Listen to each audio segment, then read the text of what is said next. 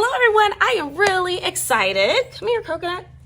Because I've got a tower garden. Did that surprise you too? It surprised me as well because I've been waiting for this day and this moment to set one up. And so I'm really excited because I love growing vertically. I grow vertically anyways in my garden on metal cattle panels.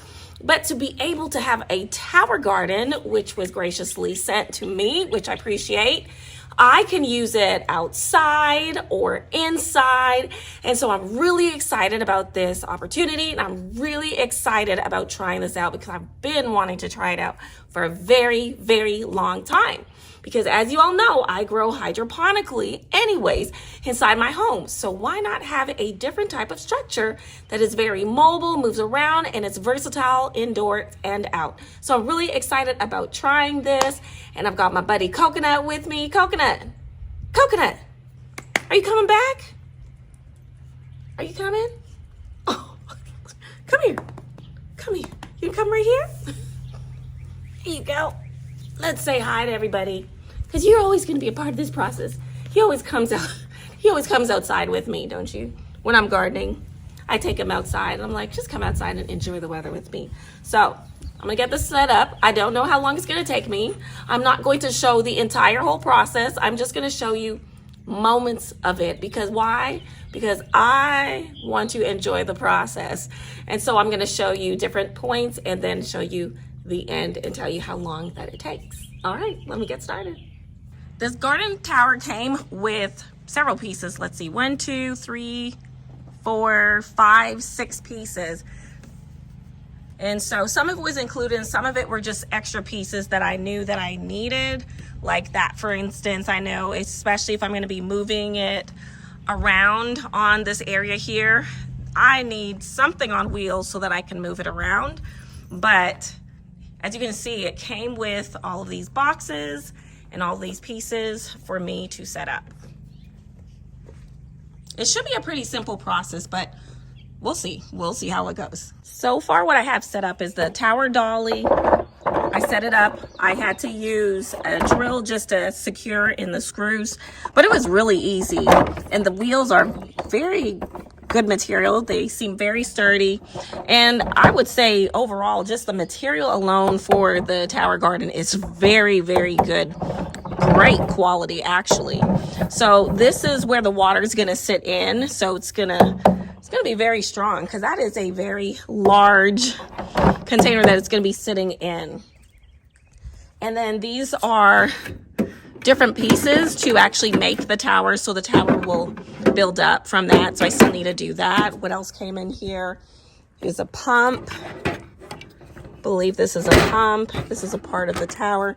And then look at the instructions, the assembly instructions. That was for the dolly. It's very simple. So if you're like me and you do not like complicated manuals and instructions to set up equipment, this is awesome because there's only 5 steps here. Look, and they show you the pictures. The pictures are in color, so it makes it very easy to look at. Actually, there's 6 steps, and that's what it's going to look like. But it's just so easy to set up. It just makes it really, really easy for a beginner gardener. And then there's actually as well a growing guide that was included in here. And so look at that growing guide and some troubleshooting. There's a limited, warranty, cleanup, storage, maintenance is in here. How to fill in the reservoir, adding nutrients. I know I'm going backwards, but flipping through backwards. Caring for your baby greens. Just some more information. And then also how to actually start with your seeds in the rock wool, which is grow down material, which is the rock wool, which I use for my hydroponics anyway. So I'm familiar with how to use that. So just a really nice little pamphlet with a growing guide. There's also nutrients as well that I got. So pH to understand the balance between your pH levels, and then nutrient solution. And then this little kit that came with it. In this kit, let me see if I get some better lighting for you. In this kit, there are seeds and then the Grodan material, which is the rock wool. But look, little seeds. Rainbow chard is in this kit if you want to get started with some seeds right away. In this box here are the lights, and these are the lights that I will use once I use this tower garden indoors. But for right now, I'm not using it indoors. This will be for outdoors. I want to give you a glance at just seeds that I have starting here. I'm not going to go through them in detail. You can watch any of my videos, but where I've talked about them, and this was started in my winter sowing in the milk jugs.